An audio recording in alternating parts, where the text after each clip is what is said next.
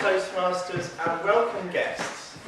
Nike achieved the objective in her speech, which was to tell a story, hopefully entertaining, and entertaining it was, and the story had to have a moral tale, and her story did that. It had the lesson at the end, which is that if you're not sure about something, do go and check.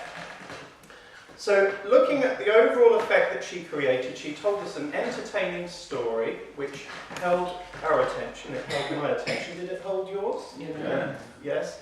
And she then managed to conclude that at the end with something that we could all take away. It is important to start with a strong opening because that will help your audience to be drawn in. Nike, one thing I would suggest is that you could start stronger.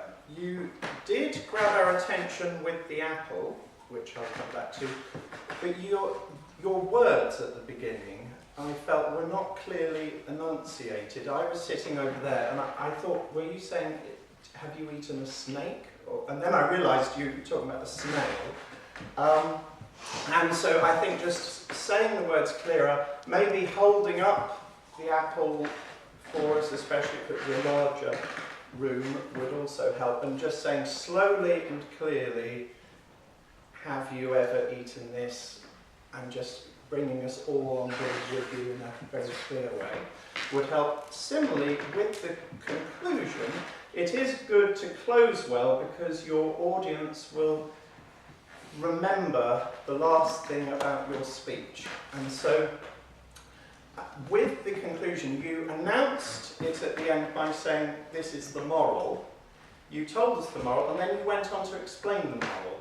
But I thought the story was meant to explain that, so it was kind of, you had announced the ending and then that would have been a good place to stop with the moral, which is what we would expect with a moral tale.